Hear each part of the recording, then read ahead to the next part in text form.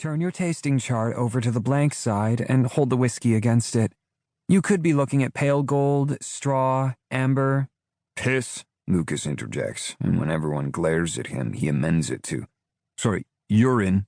Ladies and germs, I give you the British. All class.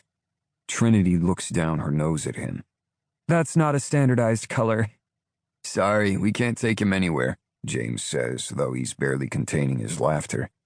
How'd you get to be a whiskey expert, Trinity? Lucas asks her, oblivious to the two rolling off her.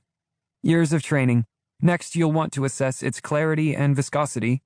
We follow the instructions and try our best to minimize Lucas's inanity. He's the chattiest person I know, but this is OTT even for him.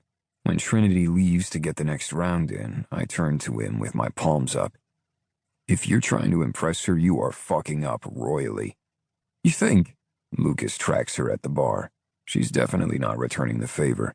I thought I was winning her over. Tell her the color of your last dump, Grant mutters. I'm sure she'd love it. That makes everyone laugh, especially coming from the usually taciturn Grant.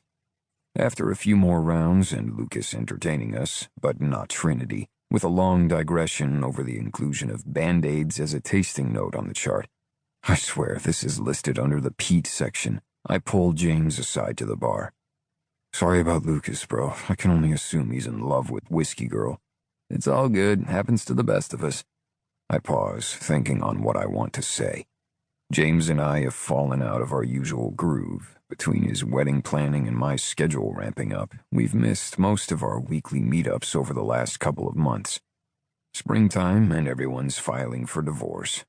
Nothing like a harsh Chicago winter and the cabin fever that entails to make people question their life choices. Feels like the end of something, I mutter. I know I'll see you, but I don't know. It'll be different. Not bad different, just different.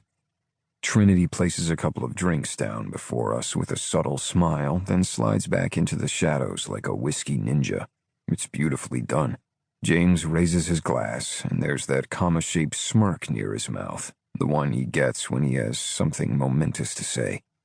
So you're on board, Max? Of course I am.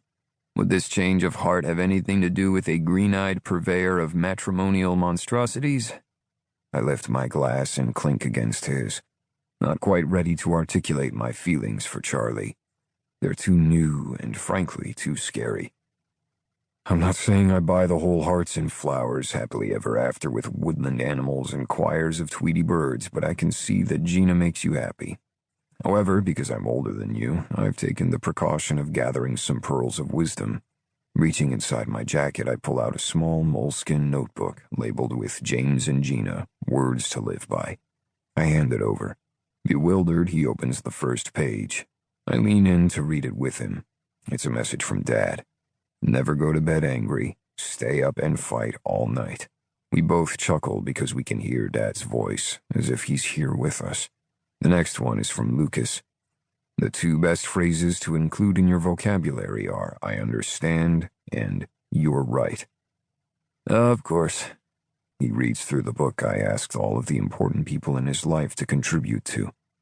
Mom says I should say yes far more often than I say no. Sounds about right. Jack and Suzanne seem to have figured out the magic formula. It's not magic, it's work, but it's worth it because the important things require effort. I know this, despite being born with a silver spoon in my perfect mouth. I've never been afraid of effort. Learning to speak without stammering, graduating first in my class at Northwestern Law, crafting arguments that get my clients closure. All of these required I work my ass off. Donating my trust fund was the right decision. It would have been too easy to use it as a fallback, and giving it up revealed who I am, and more important, who Becca, my former fiancée, was. So, why am I afraid of taking a chance with someone? I could blame it on Becca, but really I know the reason. I don't like change. I've worked hard to get to a point in my life where I'm happy, and bringing someone else into it is going to upset the pH levels of my stable existence. I like them where they are. Marriage is all about change and compromise. I see it with my clients every day. People don't want to work on the little stuff, the big stuff, and everything in between. As soon as there's effort involved, it comes crashing down. But mostly I don't want to choose wrong.